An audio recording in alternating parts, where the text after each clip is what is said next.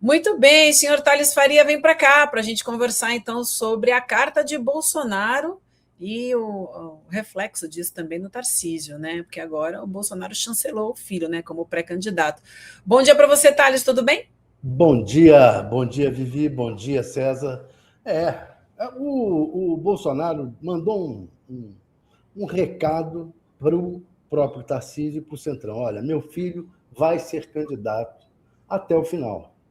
É isso que me disse o presidente de um partido do Centrão e outros chancelaram. Olha, é irreversível a candidatura do Flávio Bolsonaro. Qual a reação a isso? Primeiro, Tarcísio, que já avisou também aos presidentes de partidos do Centrão que ele não vai disputar com o Flávio Bolsonaro. Não há hipótese dele disputar com o Flávio Bolsonaro. Ele não tem discurso para isso. O que ele vai dizer? Flávio Bolsonaro é uma porcaria? Ele, que sempre foi bolsonarista, vai falar do filho do Bolsonaro? Não vai. Eu sou melhor do que eles. Ele não tem discurso para falar contra o clã Bolsonaro, muito embora tenha mil motivos, mas não dá para falar publicamente. Então, ele não vai disputar. Primeira coisa, tirou o Tarcísio do baralho. Segunda coisa, os partidos do Centrão agora vão ficar esperando para ver qual desses nomes vai se sair melhor. O caso do Flávio Bolsonaro, não é muito difícil que eles venham apoiá-lo, não só por antipatias pessoais, mas também por causa da rejeição do Flávio Bolsonaro. Um desses presidentes de partido me disse, olha, não há hipótese de um cara com 62% de rejeição se eleger presidente da República. A gente não pode embarcar numa canoa furada. Então, só há possibilidade de o Centrão vir a apoiar o Flávio Bolsonaro se despencar a rejeição dele. Se, de repente, a Faria Lima se encher de amores por eles, o povão se encher de amores por ele, se despencar. Agora, por que é mais difícil ainda despencar? Por causa da experiência de governo do Jair Bolsonaro. Sabe-se que não só que se o Flávio Bolsonaro for presidente, quem vai estar por trás dele é o pai. O pai será presidente. E aí vai repetir o que ocorreu. Não, eu vou chamar o Paulo Guedes. Paulo Guedes fez alguma coisa, inclusive por essa gente, inclusive pela Faria Lima. Paulo Guedes não entregou o que prometeu. Fez uma série de promessas e não entregou. Vão botar ele mais 4 anos para prometer e não entregar? Então, o Centrão não está... não tem o Flávio Bolsonaro na mira. Vão ter outros candidatos. E aí a ideia é essa. Vamos deixar ter esses daí.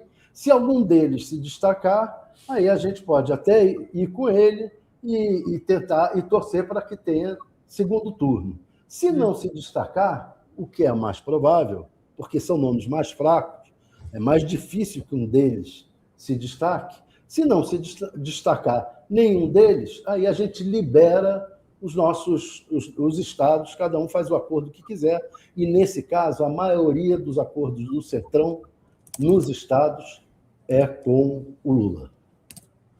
Muito bem, aliás, falando sobre isso, queria justamente trazer esse tema, porque a esquerda está avançando, né, com as definições para 2026, bastante preocupação também com o Congresso, que é uma coisa que a gente vem falando bastante aqui no ICL. Além de buscar reeleição, o presidente Lula tem uma meta para 26, que é colocar, é claro, o maior número possível de aliados no Senado, em especial, segundo diretriz aprovada pela Executiva Nacional do PT, o Senado deve ser tratado como prioridade, uma vez que a sua composição será determinante para a aprovação de reformas estratégicas. Para isso estão na mesa acordos com siglas como o PSB, MDB, PSD e o PDT. A situação mais avançada é no Rio Grande do Sul. Lá o PT fechou um acordo com o PSOL para tentar eleger ao Senado o deputado federal Paulo Pimenta, do PT, e a Manuela Dávila, do PSOL, nas vagas do Paulo Paim, do PT, que anunciou a aposentadoria, e do Luiz Carlos Reis, do PP, também senador bolsonarista, com bastante apelo no agronegócio, como vocês sabem. No ano que vem serão renovados, então, 2/3 da casa, ou seja, cada estado vai escolher 2 senadores, né? e essa é uma eleição muito importante para o Brasil, né, Thales? Pois é, o PT acordou tarde, o governo PT acordou tarde para o Senado Federal. Os Bolsonaro e o bolsonarismo já estão com a estratégia de priorizar o Senado há muito tempo, e eles têm alguma possibilidade de eleger muitos senadores. Mas o PT acordou, o governo não está fraco, está forte, e é possível que mexa no tabuleiro. No caso, por exemplo, do Rio Grande do Sul, eu acho difícil eleger os dois, a Manuela e o Paulo Pimenta. Mas o outro que pode ser eleito é o governador, que não é um bolsonarista, é o Eduardo Leite, não é um bolsonarista. Então, você vai ter...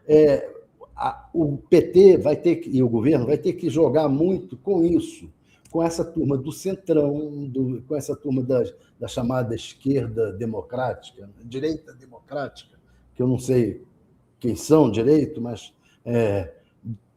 também juntar essa gente e saber que essa gente não é igual ao bolsonarismo. E também os analistas políticos ficam todos assim, agora o Bolsonaro ganhou. Não.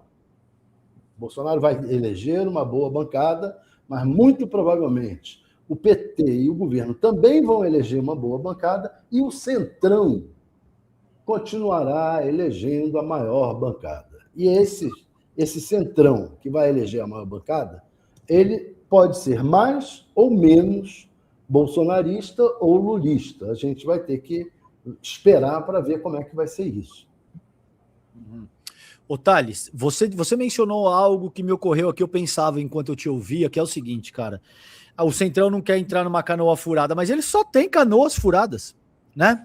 Não é, digamos assim, que eles estão escolhendo uma canoa furada e eles estão deixando o barcão ancorado. Eles não têm esse barcão. Porque vamos pensar, o que eles eventualmente teriam? Aquele núcleo duro do Centrão, Nogueira, Rueda, eventualmente Eduardo Cunha, Arthur Lira, Mota, essa gente, nenhum desses tem nem de longe capital político para sequer passar perto de uma candidatura para a presidência da República, certo? Não tem. Isso é um fato, não é o que eu acho, não é a minha opinião, é um fato consolidado. Ninguém ali do Centrão tem a mínima condição de botar o capital político à prova para ver o que acontece.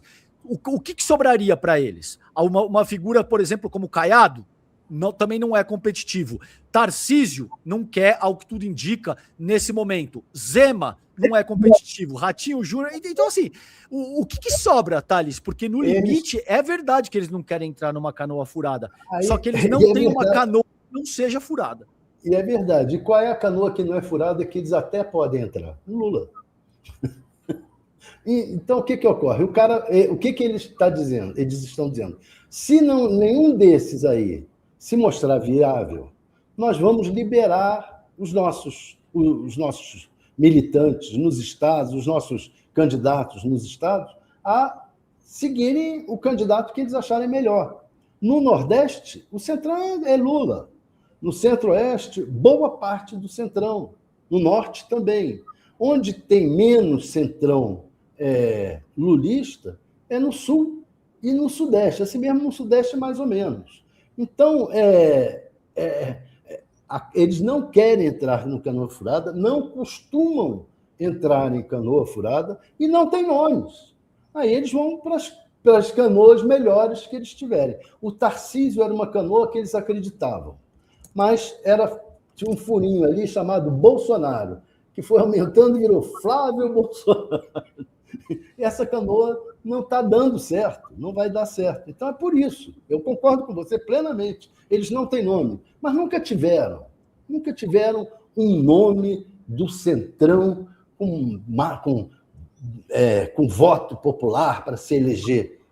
Nunca tiveram. Você vê, o maior nome do Centrão no Brasil foi o Ulisses Guimarães, que não tinha voto nenhum. É isso. Muito bem, Thales, vou te agradecer então aqui também, obrigada demais, bom finalzinho de ano para você, bom começo de 2026, a gente se reencontra no ECL em janeiro. seguindo aqui as suas apurações e acompanhando sua coluna também. Obrigada demais. Falou, um beijão, Vivi, um beijão, César. Beijo, lindão. Um beijo para todos e para a nossa audiência. E um ano novo maravilhoso. Vamos ver se conseguem, se não conseguem melar o nosso ano, né? Vamos em frente. Vamos lá.